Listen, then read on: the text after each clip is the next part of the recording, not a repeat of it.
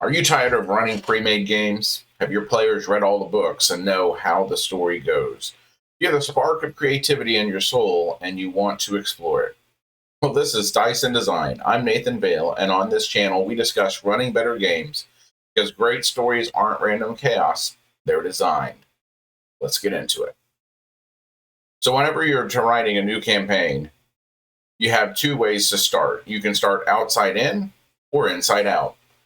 Outside in, you're going to start with the bigger picture. You're going to create the world. You're going to come up with the regions, the different races, the different things that are going on in the world. And as you develop your game, you're going to slowly work your way from the outside in.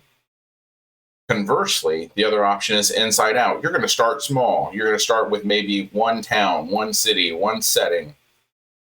And then from there, as the story progresses, you're slowly going to pull it back. You're going to reveal the rest of the map.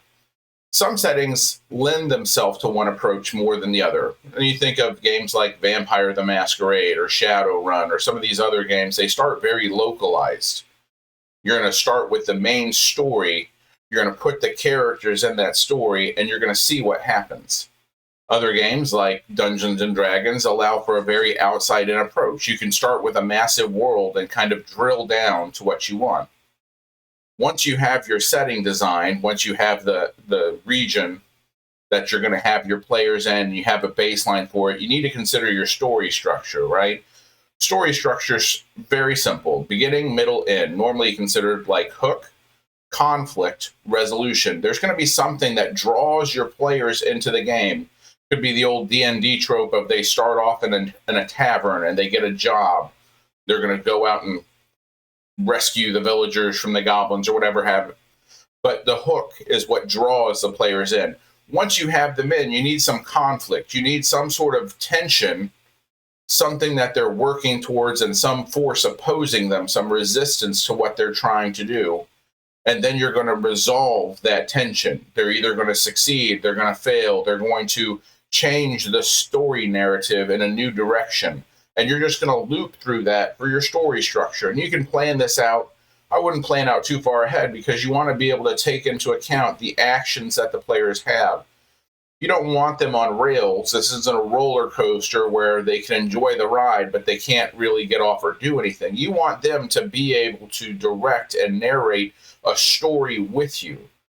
So you're going to come up with this story structure, and you may have this massive approach to like what the story is going to be about, but within that story you need several cycles of this hook conflict resolution to draw them in. And as you draw them in, you allow them to provide more hooks to you as you read through their character backgrounds and as you see how they interact with each other and how they interact with the story that you've created.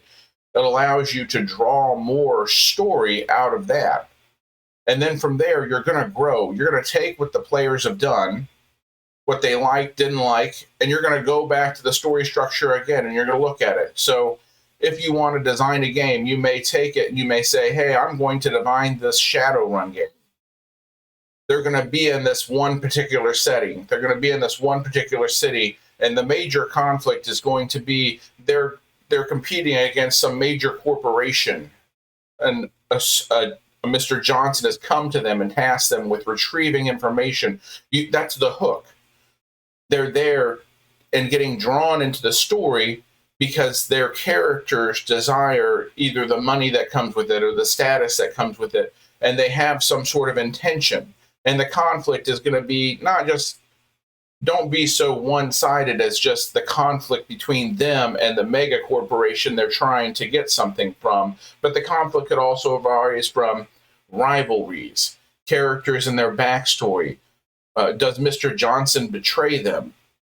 What is the greater story arc that you're trying to tell? And then as they go through this process and as they encounter the different obstacles and circumstances that you have for them, or maybe even the obstacles and circumstances that they create themselves, you're going to allow them to try and resolve that. Maybe they do make a successful run. Maybe they acquire the information. Where does the story go from there?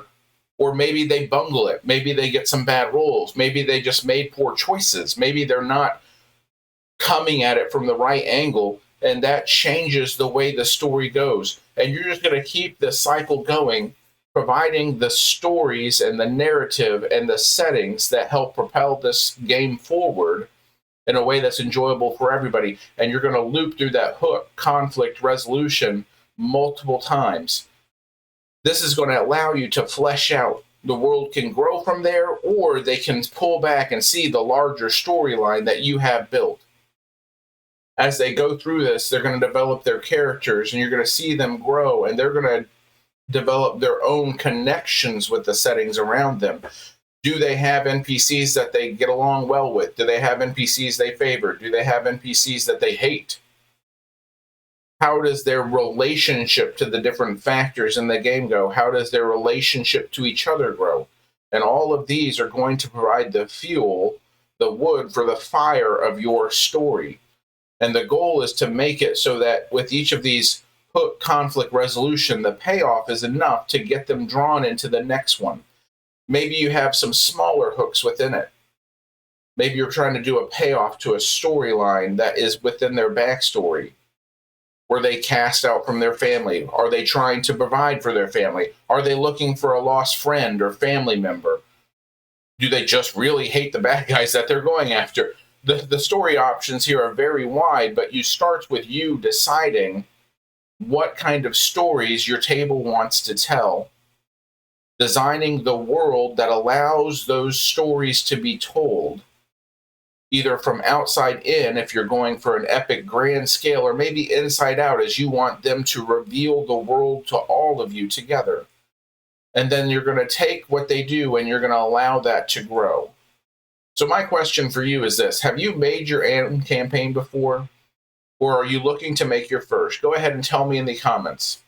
Also, for GMs, storytelling can be difficult. You have to keep track of a lot of notes.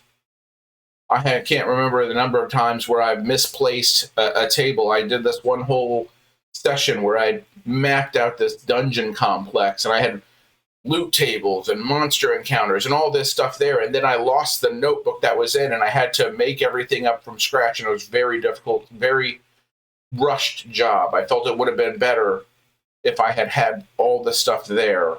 And so one of the things I'm working on is Imprimatur Engine. It is a system designed to help game masters and players be able to organize their campaigns, see it all laid out in a timeline, and be able to grow their story and watch it along a timeline. If you're interested in that, I do have an alpha test going right now, and you can check out the details below.